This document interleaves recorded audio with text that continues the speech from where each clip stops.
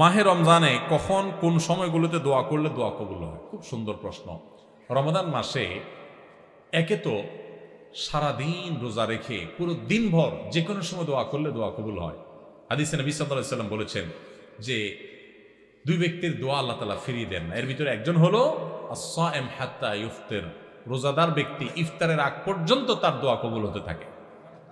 সেই যে সাহারি করেছেন তখন থেকে ইফতার আগ পর্যন্ত আপনার দোয়া কবুল হয়। হাঁটতে চলতে ফিরতে আল্লাহর সাথে কথা বলেন, দোয়া করতে থাকেন, এটা একটা সময়। আর রমজান মাসে ইফতারের আগ মুহূর্তের সময়টা স্পেশালি দোয়া কবুল হয়। আর একটা সময় আছে ভোর রাত, এটা সারা বছরই দোয়া কবুলের সময়, কিন্তু রমজানে যেহেতু সুযোগটা বেশি আসে, সাহারি খাইতে আমরা উঠি, এই জন্য ভোর রাতে সাহারি খাইতে উঠলে একটু 2-5 মিনিট দোয়া করবেন। এটা দোয়া করার একটা দারুণ সময়। বেশিরভাগ মানুষ আমরা দোয়া করতে জানি না। আমরা দোয়ার কন্ট্রাক্টরই হুজুরদেরকে দিয়ে দিই, টাকা পয়সা দিয়ে দিই, হুজুর আপনি আল্লাহর সাথে বুঝায় নেন। আপনাকে যদি আমি সুযোগ দেই যে আপনি মাননীয় প্রধানমন্ত্রীর সাথে, প্রেসিডেন্টের সাথে সাক্ষাতের সুযোগ পাইলেন, আপনাকে ব্যবস্থা করে দেওয়া হলো, কেউ একজন সুযোগ করে দিছে আপনাকে যে হ্যাঁ আপনি ওনার সাথে সাক্ষাতের সুযোগ পাইছেন, আপনি চাইলে যাইতে পারেন, 10 মিনিট টাইম পাবেন, আপনার যা চাওয়ার চাইতে পারেন। কি বলেন? এটা শোনার পর সুযোগটা আপনি গ্রহণ করবেন, নাকি বলবেন ভাই আমি তো আসলে অত সুন্দর করে চাইতে দিতে পারবো না, ঠিক আছে আপনি আমার পক্ষ থেকে চাই দিন, আপনার আমি টাকা দিয়ে দিলাম? করবেন? কোনো পাগলও করবে না। করবে? আর এই চান্স মানুষ হারায় নাকি? যা বলবো প্রধানমন্ত্রী আমার বাড়ি দরকার, গাড়ি দরকার, অমুক আমার দিকে চাইছে, চোখগুলো তুলে ফেলান, হান করেন, তান করেন, যত ধান্দা আছে সব নিয়ে আমরা 15 মিনিটে হাজির করতাম, ঠিক না ঠিক? এই যদি হয় দুনিয়ার আল্লাহর একজন বান্দা, তার ব্যাপারে আপনার ধারণা, তো আল্লাহ রাব্বুল আলামিনের কাছে দোয়া করার সুযোগ আপনি পাইছেন। আপনি রমজানের রোজা অবস্থা দোয়া কবুল হয়, সাহরিতে দোয়া কবুল হয়, দোয়া কবুলের সময়গুলো পাইছেন। কত বড় কপাল পড়া হলে আপনি হুজুরের টাকা দেবেন, হুজুর 200 টাকা দিয়েছে আপনি দোয়া করে দেন। বুঝেন না আমার কথা? আল্লাহ আমাদেরকে দোয়ার গুরুত্ব বোঝার তৌফিক দান করেন। আমরা অনেকে দোয়া করি না কেন? আমরা মনে করি দোয়া করতে অনেক মায়ের পেজ দিয়া বলা লাগে বোধহয়, হুজুররা কি কি কয়, উর্দুতে, ফার্সিতে, আরবিতে কি কি গায়, এগুলো গায়া টাইয়া সুট টুট দিয়া দোয়া টোয়া করা লাগে আল্লাহর কাছে, নাহলে তো আল্লাহ শুনে না। আমি তো এগুলো পারি না, এই জন্য টাকা দিয়ে দিচ্ছি, হুজুর আপনি করে দেন। আসলে কি তাই? আল্লাহ কি এই সমস্ত মায়ের পেজ দেখে? আরে ভাই, যার মুখের ভাষা পর্যন্ত নাই, যে লোকটা বোবা, কিচ্ছু বলতে পারে না, ফেল ফেল করে শুধু চায়া থাকে, আল্লাহ তাআলা আলিমুম বিযাতি সুদূর, আল্লাহ অন্তরের ভাষা পর্যন্ত বুঝেন। কোনো মায়ের পেজ দরকার নাই, শুধু চোখের পানি ফেলে মনে মনে আল্লাহকে আপনার কথা বলেন, আল্লাহ সেটাই কবুল করবেন ইনশাআল্লাহ। দোয়া করবেন না ইনশাআল্লাহ? কোনো কার্পণ্য করবেন না। হুজুরদের কাছে দোয়া চান, হুজুরদেরকে দোয়া করায় টাকা দিতে হবে কেন? ছোট লোকই কেন? হুজুর মানুষ এমনি কিছু হাদিয়া দেন না, আবার দোয়ার কন্ট্রাক্টরে দিয়ে কেন দোয়া করাইতে হবে? আর নিজের দোয়া বেশিরভাগ ক্ষেত্রে নিজেই করার চেষ্টা করব, ঠিক আছে না ইনশাআল্লাহ? তারাবির নামাজের নিয়ত, দোয়া ও মুনাজাতের দোয়া কোনটা এবং কিভাবে পড়ব? তারাবির নামাজের আলাদা নিয়ত, নাওয়াইতু আন কি জানি উসাল্লি লিল্লাহি, আমার জানা নাই আসলে, কোরআন হাদিসে পাই নাই, তো এগুলো তো আপনাদের তো শুনছি। আচ্ছা, আরেকটা কি? তারাবির দোয়া মুনাজাত। তারাবির দোয়া ওই যে 4 রাকাত পর পর কি পড়ে? সুবহানাজিল মুলকি ওয়াল মালাকুতি, আমি এর দূরই পারি শুধু। এরপরে কি আছে? আচ্ছা, কি কি জানি আছে। তো এগুলো আসলে কোনো কোরআন হাদিসে নাই, যেহেতু কোরআন হাদিসে নাই সেজন্য আমি পাই নাই, কোরআন হাদিস থাকলে তো পাইতাম। বুঝতে পারছি কথা?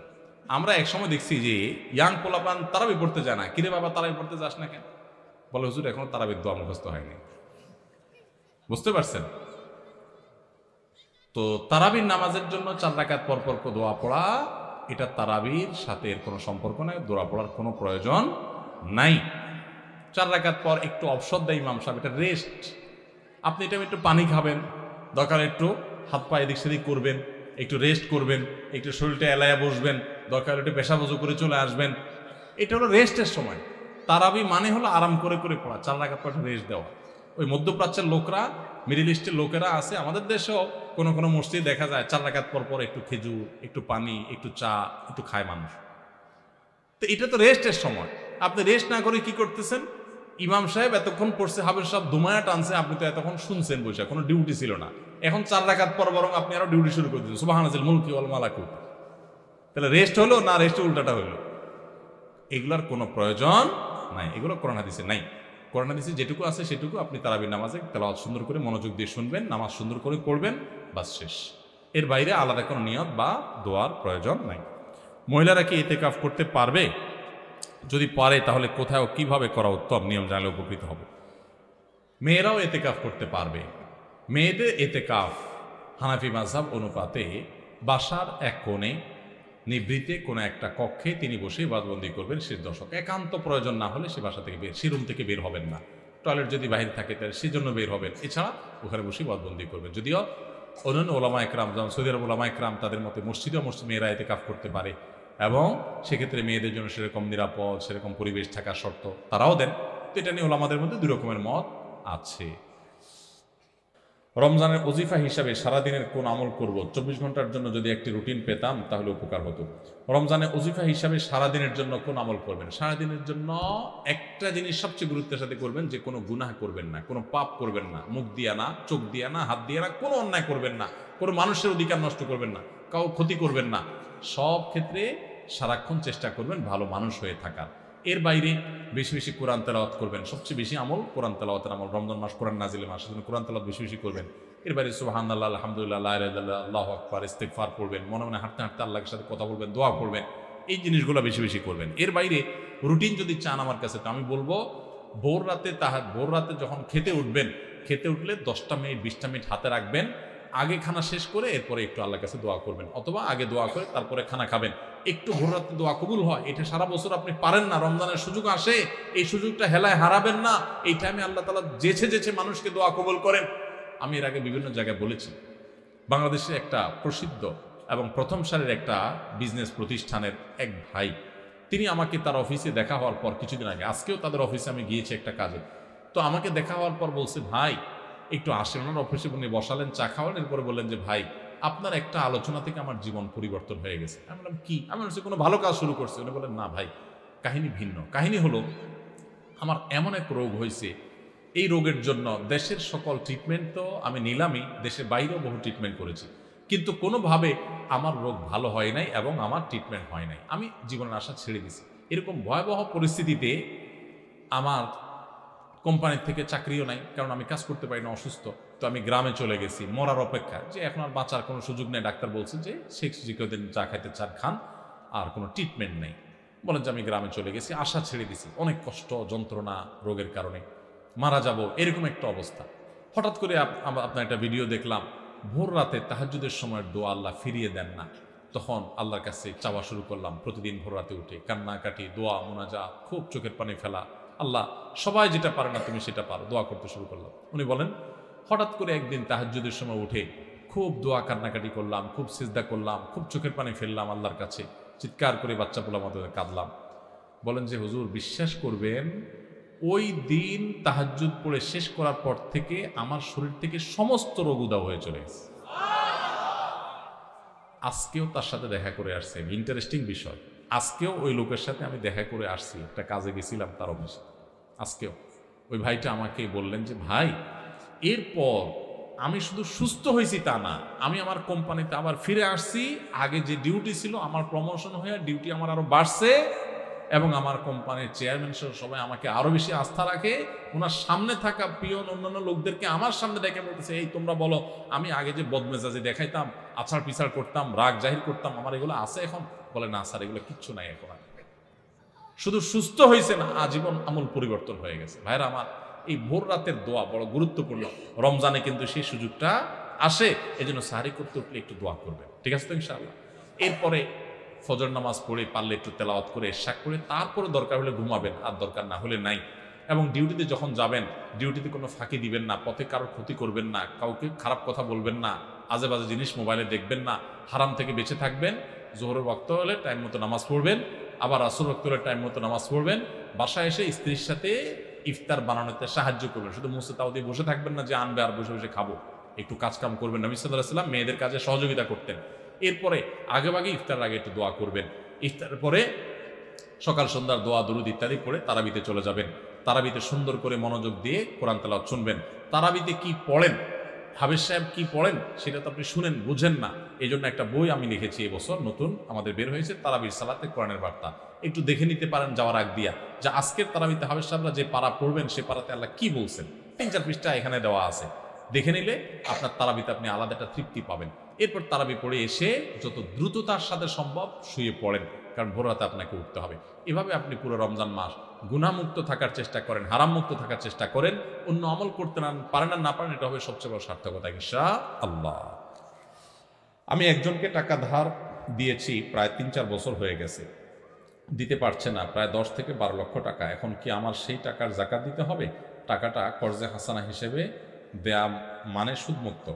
যদি আপনি কাউকে টাকা ধার দেন, সেই টাকা যদি সে আর না দেয় এবং দেওয়ার কোনো সম্ভাবনাও না থাকে, তাহলে ওই টাকার জাকাত দিতে হবে না, কারণ সেই টাকা দিচ্ছেই না এবং একরকম টাকার আশা ছেড়ে দিয়েছেন আপনি, তাহলে ওই টাকার জাকাত দিতে হবে না। যদি কোনো কালে আপনি পান, তাহলে সেক্ষেত্রে আপনাকে কি করতে হবে? জাকাত দিতে হবে, আর না পেলে নেই। রমজানে এতেকাফের ফজিলত কি? এতেকাফের সঠিক নিয়ম কি? এতেকাফ থাকা অবস্থায় কি করা যাবে আর কি করা যাবে না, একটু বিস্তারিত জানাবেন। কারণ আমাদের দেশে এতেকাফ এমন কঠোর করা হয়, ভয়ে কেউ এতেকাফে বসে না। ঠিক বলছেন, প্রশ্নকর্তার সাথে আমি একমত। অনেকে মনে করে এতেকাফে বসলে আর কোনো কথা বলতে পারে না, 10 দিনের জন্য মুখে তালা দিয়ে দিতে হয়। একটা বোগাস কথা, ফালতু মাসালা। কে বলছে আপনাকে এতেকাফে বসলে কথা বলা যাবে না? আপনি বাইরে থাকতে যেরকম কথা বলতেছেন, এতেকাফে বসলেও কথাগুলো বলা যাবে। অনেকে মনে করে এতেকাফে গেলে বোধহয় পাথরের মতো থাকতে হয়। না, আপনি বাসায় যেভাবে থাকতেন মসজিদেও ওইভাবেই থাকবে। শুধুমাত্র মসজিদের আদব লেহাজ যেগুলো, সেগুলো বিশেষভাবে একটু খেয়াল করবেন, ব্যাস এবাদবন্দি করবেন। এতেকাফ এমন একটা আমল ভাই, আমি এখানে যত মানুষ আছেন যদি জিজ্ঞাসা করি আপনাদের জীবনে কার কার রমজানের শেষ 10 দিন মসজিদে এতেকাফ করার সুযোগ হয়েছে, আমার তো মনে হয় না যে 20টা হাতে উঠবে। অথচ ভাইরা, রমজানের সবচেয়ে গুরুত্বপূর্ণ আমলগুলোর একটা হলো রমজানের শেষ 10 দিন এতেকাফ করা। আমাদের প্রিয় নবী সাল্লাল্লাহু আলাইহি সাল্লাম, আপনারা অবাক হবেন জানলে, উনি রমজানের রোজা ফরজ হয়েছে যখন 2 বা 3 হিজরিতে, তখন থেকে নিয়ে ওনার মৃত্যু পর্যন্ত, ওয়াফাত পর্যন্ত 1 বছরও রমজানে এতেকাফ ছাড়েন নাই। যে আমলটা আপনার নবী কোনো বছর রমজানে ছাড়তেন না, সেটা আপনি সারা জীবনে একবারও করেন নাই। চরম শত্রুর সাথেও তো মানুষের এরকম বৈপরীত্য হয় না। সেখানে নবীর উম্মত হয়ে যে আমল আপনার নবী জীবনে কোনোদিন ছাড়েন নাই, সেটা আপনি জীবনে কোনোদিন করেন নাই। কত বড় কপাল পড়া ভাইরা আমার। এতেকাফটা কি জানেন? কারোর বাড়িতে কারোর পায়ে জড়ায় ধরে আমরা পড়ে থাকি না? অনেক সময় দেখা যায় না, কিছু গরিব মানুষ, কিছু ফকির ভিক্ষুক দেখা যায় পাও জড়ায় ধরে সাহায্য দিয়ে যান, তখন না দিয়ে পারে মানুষ। কারোর দরজার সামনে যায় বসে গেলেন, ভাই যেভাবে হোক দেন। এতেকাফটা হলো অনেকটা এরকম, আপনি কাপড় গাঠি বোসকা নিয়ে, কাপড় চোপড় নিয়ে, কাঁথা বালিশ নিয়ে আপনি আল্লাহর ঘরে যেয়ে চলে গেলেন, আল্লাহ মাফ করা ছাড়া আমি আসবো না। এতেকাফে যদি কেউ থাকে শেষ 10 দিন, এতেকাফকারী ব্যক্তি মসজিদে যদি শুয়েও থাকে, সে লাইলাতুল কদর পায়। কারণ এতেকাফ করাটাই একটা ইবাদত। সে মসজিদে এতেকাফে আছে মানে হলো সে ইবাদতেই আছে। বুঝেন নাই কথা ভাইরা আমার?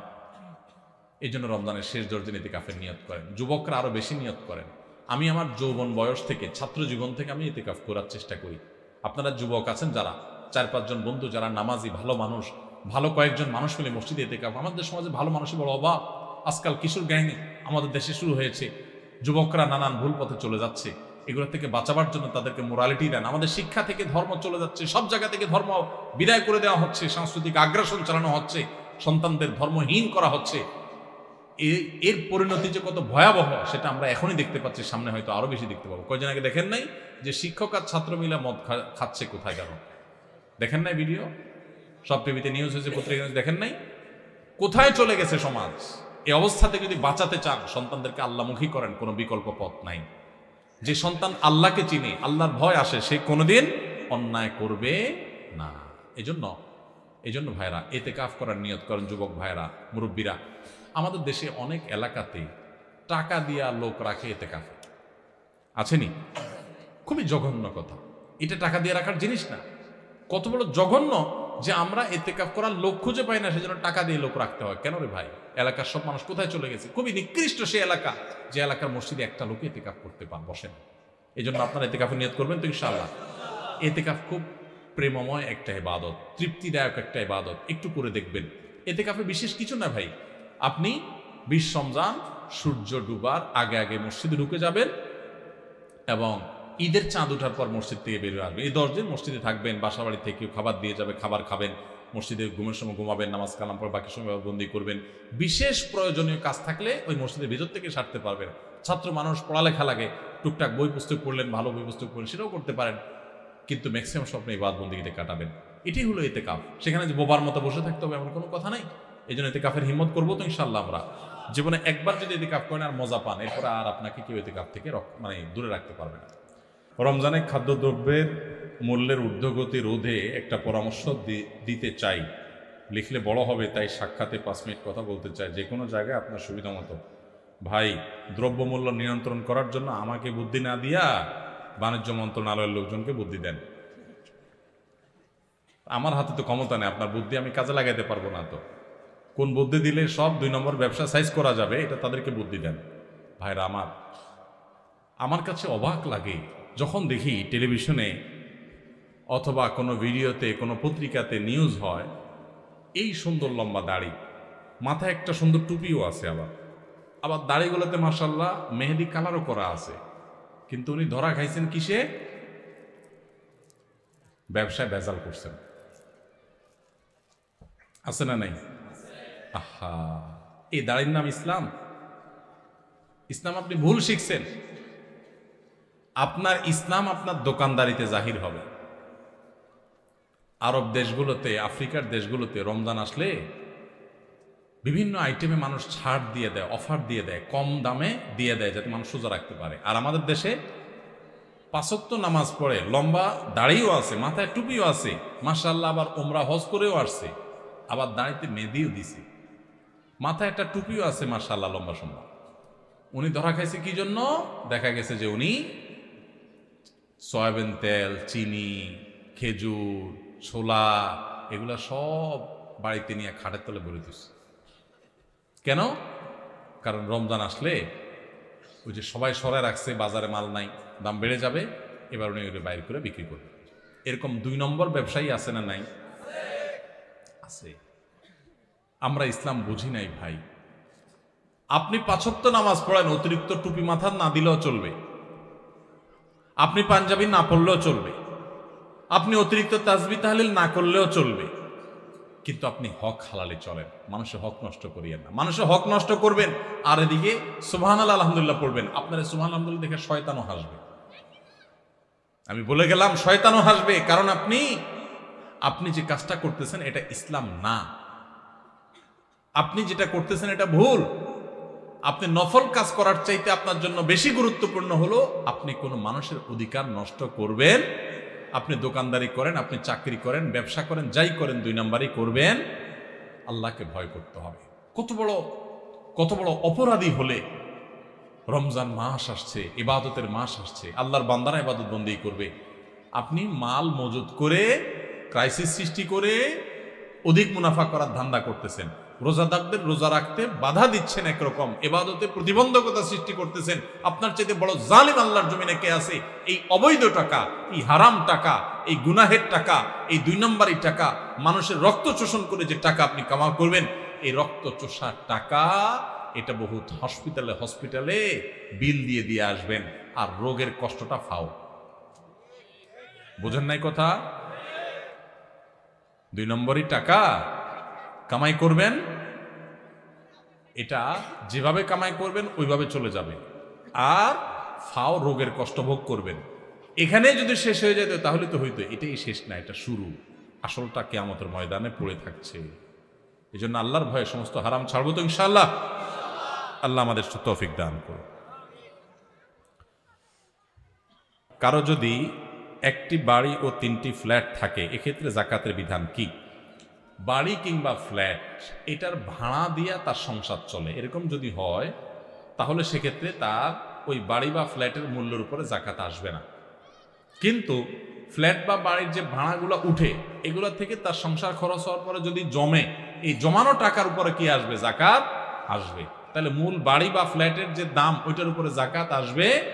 একজনের রাস্তায় গাড়ি আছে একটা, এই গাড়ি আপনার ভাড়ায় খাটে, তো এই গাড়ির যে মূল্য ওইটার উপর যাকাত আসবে না, কিন্তু এটার যে ভাড়াটা উঠে ওইটা যদি জমে তাহলে যাকাত আসবে, আর খরচ হয়ে গেলে তো যাকাত নাই। আপনাকে নিয়ে একটা স্বপ্ন দেখেছি, তাবিরের জন্য দেখা করতে চাই, সাক্ষাতের জন্য অনলাইনে আবেদন অ্যাকসেপ্ট হয় না, সাক্ষাতের সুযোগ চাই। ভাই, সাক্ষাৎ আমার সাথে না করলেও চলবে, আমাদের আলেমুলামারা আছেন, এই যে আমাদের নাজমুল ভাই আছেন, আর আলেমুলামা আছেন, ওনাদের সাথে কথা বলেন, ওনারা আমার কাছে পৌঁছায় দিবে ইনশাআল্লাহ। আর সাক্ষাতের জন্য সুযোগ আছে, আমরা প্রতি শনিবার দুপুরে একটু সময় দিই জোরের পরে যতটুকু সম্ভব হয়। কাউকে নামাজের আহ্বান জানালে সে যদি ভুল বুঝে বলে জ্ঞান দিও না, সেক্ষেত্রে আমার করণীয় কি? এটা হলো আমাদের দেশের সমস্যা। কাউকে ভালো কিছু বললে কি বলে? জ্ঞান দিতে এসো না। মানে আমার এত জ্ঞান উপচে পড়তেছে, তোমার জ্ঞান রাখার জায়গা আর নাই। ভাবটা এরকম না? মানে এটাকে বলে চুরি চুরি আরো সিনা চুরি। নামাজ পড়ে না বেনামাজি, আরেকজন যখন নামাজের আহ্বান করছে বলবে ভাই তোমার শুক্রিয়া, থ্যাংক ইউ সো মাচ, তুমি আমার একটা ভালো কাজের কথা বলছো ভাই, ঠিক আছে দোয়া করো, আমি চেষ্টা করি ভাই। এটা না ইমানদারের কথা। আর জাহেল এবং মূর্খ মানুষের কথা হলো ভাই জ্ঞান দিতে আসিস না এত। তার মানে তোমার জ্ঞান আছে, তোমার জ্ঞান থাকলে তুমি নামাজ পড়তে যাইতা। তুমি যে অজ্ঞানী, তুমি যে মূর্খ, এটা তো তুমি প্রমাণ করছো তোমার কর্ম দ্বারা। আর যদি বলো না নামাজ পড়তে হবে, এটা আমি জানি, তো যাই না শুনেও যদি নামাজ না পড়ো তো তোমার মুগুর তো ডবল পড়বে কিয়ামতের ময়দানে। আমাদের দেশে অনেক সময় অন্যায় কাজের থেকে মানুষ বাধা দিলে বা ভালো কাজের নির্দেশ করলে আমরা অনেকে বলি জ্ঞান দিতে আইসো না। এটা অহংকারের কথা, এটা কোনো বিনয়ী মানুষের কথা না। আপনাকে যদি কেউ ভালো কাজের উপদেশ দেয় তো আপনার তো সৌভাগ্য, আপনি সেটাকে ভালোভাবে নিবেন। আলহামদুলিল্লাহ, একটা মানুষ আমাকে ভালো কাজ করতে বলছে, খারাপ কাজ করতে তো বলে নাই। অতএব জ্ঞান দিতে আইসো না, এটা অহংকারের কথা, এটা কোনো মুসলমানের কথা না। জ্ঞান দিতে আইসো না মানে কি? আপনার জ্ঞান থাকার পরও যদি আরেকজন জ্ঞান দেয়, আপনি শুকর আদায় করবেন, আলহামদুলিল্লাহ আমাকে স্মরণ করাই দিচ্ছে। আল্লাহ বলেছেন ওয়াযাক্কির ফাইন্না যিকরা তানফাউল মুমিনিন। আর ইমানদারদেরকে জানা কথাটাও স্মরণ করাই দাও। নামাজ ফরজ সেও জানে, আবারও বলো, বললে তার লাভ হয়, তার বিবেক বিবেচনা বোধ জাগ্রত হয়। এই জন্য বারবার স্মরণ করাইতে আল্লাহ বলছেন, আপনি বলছেন জ্ঞান দিতে এসো না। তাহলে বোঝা গেল এটা কোনো ইমানদারের কথা না। কেউ যদি আপনাকে ভালো কাজের পথে আহ্বান করে, পারলে তার ডাকে সাড়া দিবেন, আর না পারলে চুপ থাকবেন, কিন্তু অহংকার করবেন না। অহংকারী কিন্তু হেদায়েত থেকে মাহরুম হয়, বঞ্চিত হয়। এই কপাল পোড়ারা সঠিক পথে আসতে পারে না। আমার মা 3 মাস আগে মারা যায়। রমজানে আমি মাদ্রাসা এতিমদের খাওয়াতে চাই, আপনার মতামত চাই। খুব ভালো কথা, আপনার মা মারা গেছেন, আপনি তার তরফ থেকে সবচেয়ে বেশি যেটা করবেন সেগুলো দোয়া। আমাদের বেশিরভাগ মানুষ মা বাপ মারা গেলে আমরা হুজুরদের খাওয়াই, এতিমদের খাওয়াই। খাওয়ানো ঠিক আছে, গরিব মানুষদেরকে এতিমদেরকে আপনি খাওয়ান, দান করেন, এটা ঠিক আছে, মৃত ব্যক্তির তরফ থেকে দান করা যায়, করলে মৃত ব্যক্তির সওয়াব পাওয়া যায়। কিন্তু আপনি নিজে বেশি বেশি দোয়া করবেন। অনেকে নিজে দোয়া করে না, হুজুর ভাড়া করে টাকা দোয়ার জন্য। আপনার মৃত মায়ের জন্য দোয়া করে যদি কোনো হুজুর টাকা নেয় আর আপনি টাকা দেন, তাহলে হুজুরও গুনাহগার, আপনিও গুনাহগার। বুঝেন নাই কথা? মৃত মানুষের জন্য দোয়া করে টাকা নেওয়াও জায়েজ নাই, দোয়া করাইয়া টাকা দেওয়াও জায়েজ নাই। তাহলে কি করবেন? তাহলে নিজের মায়ের জন্য নিজে একটু আল্লাহর কাছে দোয়া করবেন। আমরা বলি আমরা কি দোয়া করতে জানবো? কেন জানবেন না? কেন জানবেন না? দোয়া করতে না জানার তো কারণ নাই। অতএব দোয়া করবো তো ইনশাল্লাহ আমরা। আল্লাহ আমাদেরকে তৌফিক দান করবে। বিধবা বিবাহ সম্পর্কে খুবই খারাপ ধারণা রাখে সবাই। বিধবা বিবাহ সম্পর্কে খুবই খারাপ ধারণা রাখে সবাই, বলে চরিত্র ভালো না তাই বিয়ে বসেছে। ইসলাম কি বলে? আত্মীয়রা খুব হাসাহাসি করে, এর মাসালা কি? আমাদের সমাজে যে সমস্ত অসভ্যতা, নোংরামি এবং নিকৃষ্ট কালচার আছে, এর মধ্যে একটা হলো এটা। একজন নারী, তিনি যদি তার স্বামী হারা হন, হতে পারে স্বামীর সাথে বিচ্ছেদ হয়ে গেছে বা স্বামী মারা গেছে, তাহলে ইসলামের দৃষ্টিতে তিনি অন্যত্র বিবাহ বসার প্রয়োজন হলে বিবাহ করাটাই হলো উত্তম। এলাকাবাসীর কর্তব্য তার বিবাহের ব্যবস্থা করা। আমরা বিবাহের ব্যবস্থাতে করি না, উল্টা বরং ওই বেচারি ভদ্র মহিলাকে নানা কটু কথা আমরা শুনাই। একজন মানুষ তার চরিত্র হেফাজতের জন্য বিয়ে করলে সেটা কি ভালো না খারাপ? তো ভালো কাজ করার পর যদি আপনি একটা মন্দ কথা বলেন, তো মনে রাখবেন আল্লাহ সুবহানাহু ওয়া তাআলা কোরআনে বলেছেন তাহসাবুনাহু হাইয়িনা ওয়া হুয়া ইনদাল্লাহি আযীম। তোমরা কারোর চরিত্র সম্পর্কে একটা খারাপ কথা বলাটাকে সাধারণ কথা মনে করছো, আল্লাহর কাছে এটা অনেক বড় ব্যাপার, অনেক বিশাল বড় অপরাধের কথা।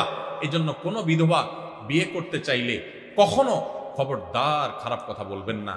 কোনো তালাক প্রাপ্তা নারী তালাকের মুখোমুখি হয়ে গেছেন, তাকে নিয়ে বাজে কথা বলবেন না, কারণ তার মনে অনেক ব্যথা। এমনি স্বামী মারা গেছে, এমনি বিচ্ছেদ হয়ে গেছে, কেউ বিচ্ছেদ চায় না, হয়ে গেছে, সেটা যে কারণেই হোক তাকে আবার কষ্ট দিবেন না। একজনের ঘর পোড়ার মধ্যে আলো পোড়া দিতে যাবেন না, একজনের কষ্টকে লবণ দিয়ে কষ্ট বাড়াতে যাবেন না। এই জন্য কোনো মেয়ে যদি বিধবা বিয়ে করতে চায়, অ্যাপ্রিসিয়েট করবেন, উচিত সমাজের মানুষ তার বিয়ের ব্যবস্থা করা, কারণ দিন শেষে তিনি মানুষ, তার বিয়ের প্রয়োজন হতে পারে। একজন নারী শুধুমাত্র জৈবিক প্রয়োজনেই শুধু বিয়ে করতে হয় তা কিন্তু না। ভাইরা আমার, আমাদের এই সমাজ এত ভয়াবহ একটা অবস্থায় সমাজে বিরাজ করছে যে একজন বিধবা একা একা সমাজের চলা তার জন্য কঠিন হয়, তার একজন পুরুষ গার্ডিয়ানের দরকার হয়, চলাফেরা করতে অসুবিধা হয়, নানান লোকের কুদৃষ্টি পড়ে, তার জীবনযাত্রাটা কঠিন হয়। এই ভদ্র মহিলার বিয়ে করাটাই বরং উচিত। অতএব কোনো বিধবা মহিলা বিয়ে করলে যদি কেউ কটু কথা বলে, সে আল্লাহর জমিনের সবচেয়ে বড় পাপিষ্ট, সবচেয়ে বড় খারাপ মানুষগুলোর একটা। হোক তার মুখে মুখ ভর্তি দাড়ি, হোক সে অনেক বড় হাজী সাহেব, হোক সে অনেক বড় হুজুর, কিন্তু সে আল্লাহর খাতায় অনেক বড় ফাসেক, আল্লাহর কথায় সে একজন জালেম, আল্লাহর খাতায় সে একজন খারাপ মানুষ, নিকৃষ্ট মানুষ, কারণ একজন বিধবার অধিকার সে বঞ্চিত করছে। আমার দেশে মহিলারা স্বামী মারা গেলে একটা দুটা বাচ্চা হয়তো আছে বা বয়স অনেক কম, আরে যা বিয়ে চাইলেও করতে পারে না। কত খারাপ বানিয়ে ফেলেছি আমরা সমাজটাকে। এই জন্য দৃষ্টিভঙ্গি বদলান। যে সমস্ত মেয়েরা বিধবা হয়েছে তাদের বিয়ে দিতে বরং সাহায্য করবেন, উৎসাহিত করবেন, তাদেরকে সাইদা বলবেন যে কোনো লজ্জার ব্যাপার নাই, আমরা তোমার নেতৃত্বে তোমার বিয়ের ব্যবস্থা করব, আমরা সবাই সহযোগিতা করব। তার বিয়ের জন্য উদ্যোগ নেবেন, চেষ্টা করবেন না ইনশাআল্লাহ। আমাদের এই সমাজের সমস্ত খারাপ বদ অভ্যাস, খারাপ স্বভাব, খারাপ কালচার, অপসংস্কৃতি, এগুলোকে মাটির নিচে দাপন করে সমাজটাকে সুন্দর করতে হবে আমাদের, ঠিক আছে না ইনশাআল্লাহ? আল্লাহ আমাদের তৌফিক দান করুন। বাবার সম্পত্তিতে মেয়েদের হক সম্পর্কে বলবেন, এ বিষয়ে আমি বিভিন্ন জায়গায় বলি, প্রায় বলার চেষ্টা করি। দেখুন, বাবার সম্পদে, মায়ের সম্পদে ছেলেদের যেরকম হক আছে, মেয়েদেরও কি আছে? হক আছে। কয়জন মানুষ বাবার সম্পদে বোনের হক দিয়ে দিছেন? বুকে হাত রেখে দাঁড়ায় বলতে পারবেন এরকম মায়ের পুত কয়জন আছে? খুব কম। মেয়েদের ঠকানোর জন্য আমরা সবাই সংকল্প করে ফেলছি। অনেক বড় বড় হাজী সাহেব, গাজী সাহেব, আলেম সাহেব, সভাপতি সাহেব, সেক্রেটারি সাহেব, অনেক সাহেব আছে দেখবেন, দাড়িওয়ালা সাহেব, টুপিওয়ালা সাহেব, জুব্বাওয়ালা সাহেব, লম্বা জুব্বাওয়ালা সাহেব, অনেক সাহেব আছে দেখবেন। এই জায়গা দেখবেন কবি নীরব, বোনের হক দেয় নাই। আমি বিভিন্ন জায়গায় জিজ্ঞাসা করি, আপনাদের এখানে আছেন কেউ? বেশিরভাগ ইয়াং যুবক, এখনো বাবা মা বেঁচে আছেন আলহামদুলিল্লাহ। তো যুবকদেরকে আমি বলতে চাই, আপনার বাবা মা যেদিন চোখ বন্ধ করে ফেলবেন, মারা যাবেন, বাবা মার সম্পদে পাই পাই করে হিসেব করে বোনদের হক বুঝাই দিবেন। বোনদের হক দেওয়ার মানে এই না যে তাদের সাথে সম্পর্ক শেষ হয়ে গেছে। ভাই বোনের সম্পর্ক আজীবন থাকবে, আপনিও যাবেন, সেও আসবে, কিন্তু বাপের সম্পদে তার হক, সন্তান হিসাবে, ছেলে হিসাবে আপনার যেরকম পাওনা আছে তারও কি আছে? পাওনা আছে। হক দিবেন তো ইনশাআল্লাহ? যদি বোনের হক ঠিক মতো না দেন, লম্বা লম্বা সেজদা দিয়ে নামাজ পড়েন, কপালে সিলমারের দাগ ফালায় দেন, ওয়াজ শুনতে শুনতে কাইতুয়ে চিতুয়ে পড়ে যান, লাভ হবে না। সাপ বলে দিলাম, লাভ হবে না। কিয়ামতের ময়দানে দাঁড়ায় থাকবেন, যেতে পারবেন না জান্নাত। এই বোন দাঁড়ায় থাকবে, এই বোন দাঁড়ায় যাবে সেদিন। দুনিয়াতে হয়তো বোন কিছু বলে না, চক্ষু লজ্জার কারণে বাপের ভাইয়ের হক চাইতে গেলে মানুষ খারাপ বলে, কিছু বলতে পারে না বেচারি। কিয়ামতের ময়দানে কিন্তু ভুল করবে না, দাঁড়ায় যাবে, আল্লাহ এ আমার ভাই আসামি, আমার বাবার সম্পদে আমার পাওনা বুঝায় দেয় না। এক চুলো ছাড়বে না সেদিন কেউ কাউকে। সেদিন বাপ সন্তানকে ছাড়বে না, সন্তান বাপ মাকে ছাড়বে না। তাহলে ভাই বোন কিভাবে একে অন্যকে ছাড়বে? এই জন্য ভাইরা, দুনিয়া থাকতে যার যার পাওনা বুঝায় দেন, পাই পাই করে আল্লাহ তাআলা বুঝে নেবেন। আল্লাহ আমাদেরকে বুঝার তৌফিক দান করুন। এক বিধবাকে তার এক আত্মীয় অভিভাবক হয়ে বিয়ে দিয়েছে। কিছুদিন পর সে আত্মীয়ের সন্তান অসুস্থ হওয়ায় সে তার স্বামীকে দোষারোপ করে যে, তুই একজনের সংসার জোর করে বিয়ে দিছিস, তাই আমার বাচ্চার এই অবস্থা। তাই কি সত্যি অপরাধ করেছে? মানুষ যে কত কুসংস্কারে ডুবে আছে আমাদের দেশে, এসব প্রশ্ন না দেখলে বোঝার কোনো উপায় নাই। একটা ভালো কাজ করছে, করার পরে তার ছেলে অসুস্থ হয়েছে, এখন বলবে যে হ্যাঁ ওই ভালো কাজ করছি দেখে আমার অসুস্থ হয়েছে। কোনো মানে আছে? কত যে কুকথা মানুষ বলতে পারে। হাত চুলকালে বলে হাত চুলকেছে ডান হাত, তাহলে টাকা আসতেছে।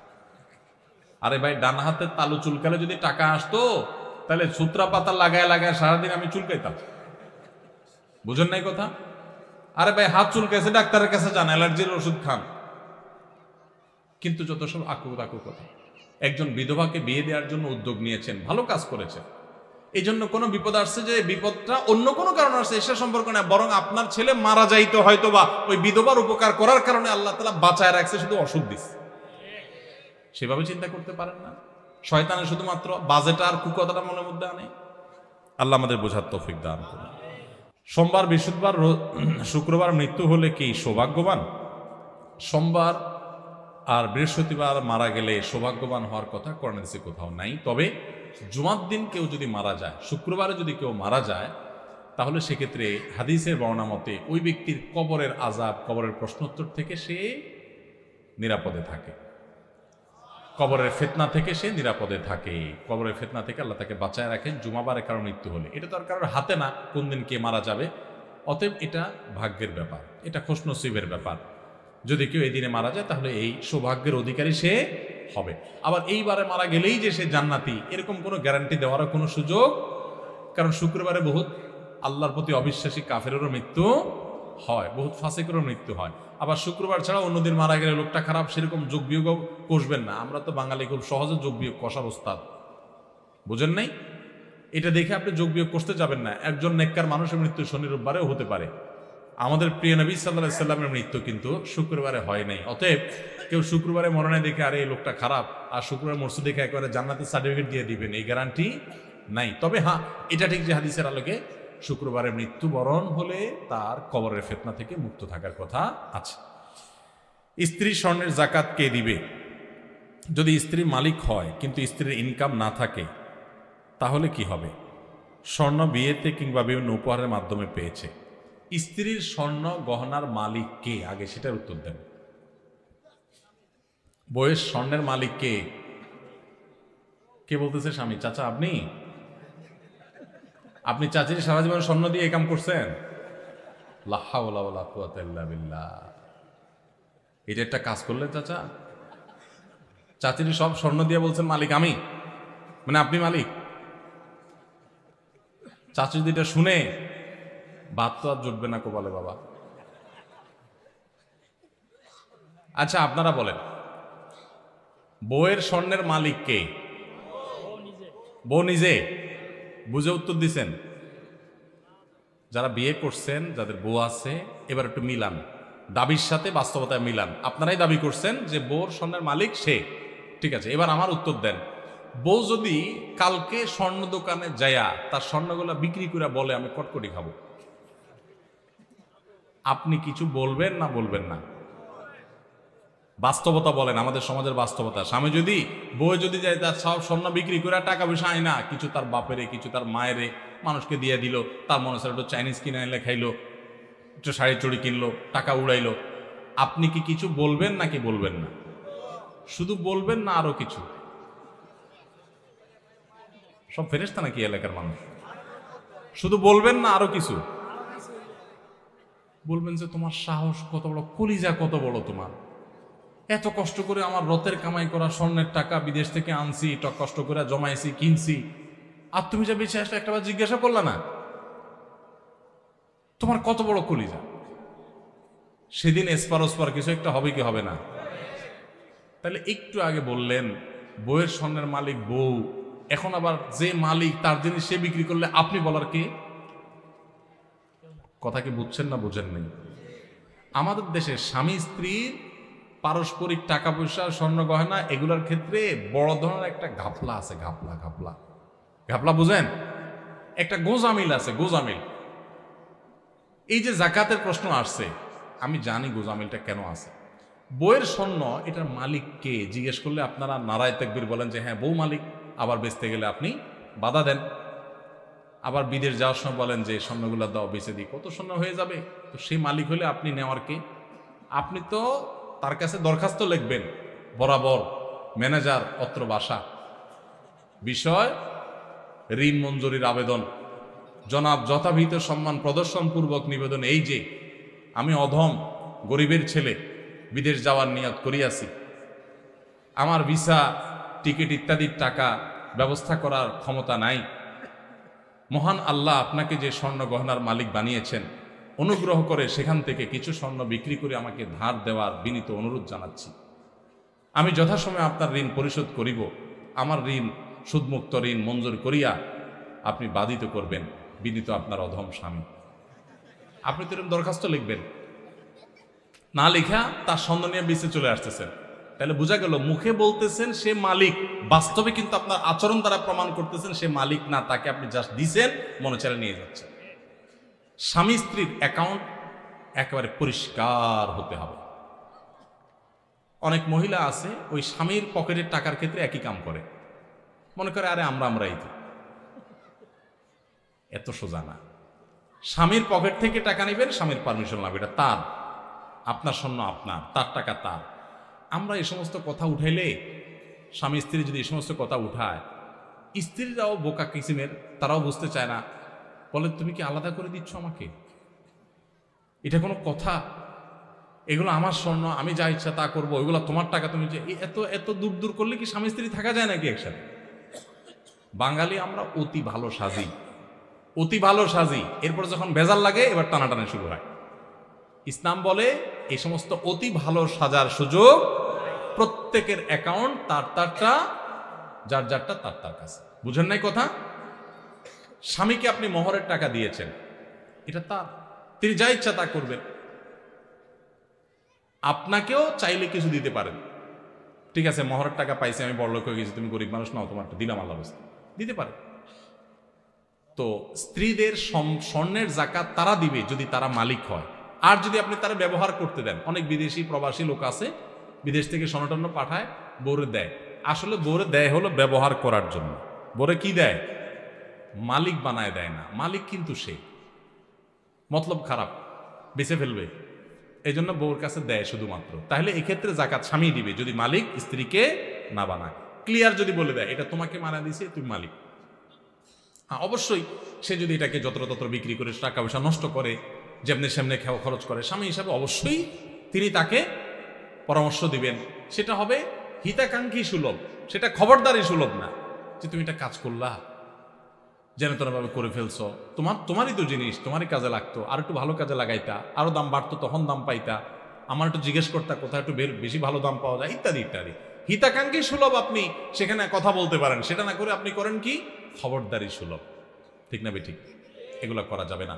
তাহলে স্ত্রীর গহনা জাকাত স্ত্রী দিবে। এখন প্রশ্ন হলো স্ত্রীর গহনা জাকাত যে দিবে, বেচারি টাকা পাবে কই? উত্তর হলো মোহর দেন নাই নিশ্চয়ই।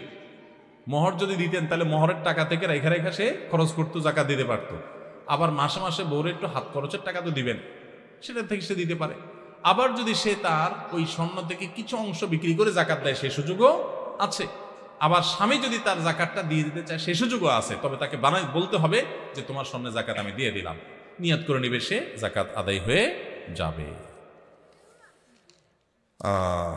এরপর প্রশ্ন হলো, আমি আরবি পড়তে পারি না, কিন্তু আমি কোরআন পড়ি উচ্চারণ সহ, এভাবে কি পড়া যাবে? কোনো সমস্যা হবে কিনা?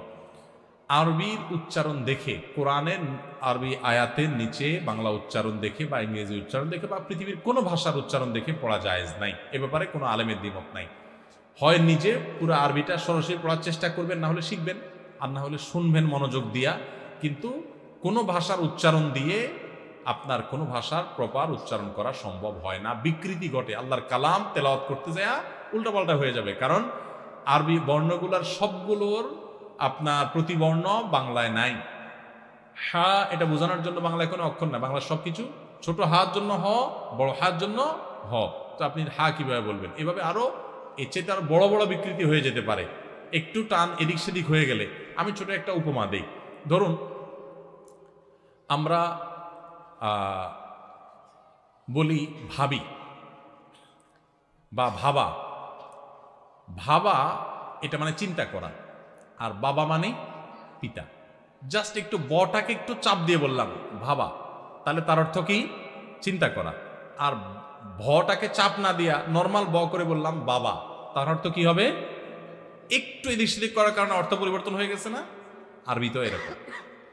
তো আপনার বাংলার অক্ষর দিয়ে যদি আপনি উচ্চারণ করেন, তাহলে সেটা দেখা যাবে এরকম অনেক কিছু পরিবর্তন হয়ে গেছে, কারণ বাংলায় তো সব অক্ষর নাই ওইটার অনুরূপ। এই জন্য আরবিটা সরাসরি আরবি শিখে তারপরে পড়বেন, আর না হলে শুনবেন, কিন্তু বাংলা উচ্চারণওয়ালা কোরআন কিনবেনও না, বাংলা উচ্চারণ দেখে পড়বেনও না। শুধু বাংলা কেন, কোনো ভাষার উচ্চারণ দিয়ে কোরআন পড়া যাবে না, গুনাহ হবে। এটা করা যাবে না। আপনি সরাসরি আরবি থেকে পড়বেন, কষ্ট হোক, একটু আস্তে আস্তে পড়েন। তবে ওই যে দোয়া ইত্যাদি সেগুলো ভিন্ন কথা, কিন্তু আল্লাহর কালামের ক্ষেত্রে কোনো প্রকার বিকৃতি যেন না হয় সেজন্য উচ্চারণের সাহায্য নেওয়া যাবে না। এমনি দোয়া দুরুদের ক্ষেত্রে সাহায্য নিলেন উচ্চারণের, সেটা ভিন্ন কথা। কিছুদিন আগে আমরা বেশ কয়েকজন জানাজার সালাতের উদ্দেশ্যে সফরে বের হই।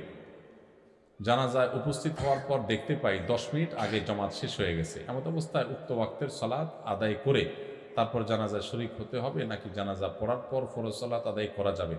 আগে ফরজ সালাত আদায় করে পরে জানাজার আদায়ের বিষয়টি কি উত্তম না অনুত্তম, করে কি জায়েজ না জায়েজ বলতে চাই। ভাই, ফরজ নামাজ সময় হলে আগে ফরজ নামাজ পড়তে হবে, তারপরে জানাজা নামাজ পড়তে হবে। ভাই, অনেকগুলো প্রশ্নোত্তর আমরা দিয়েছি, আলহামদুলিল্লাহ। অনেক রাতও হয়ে গেছে।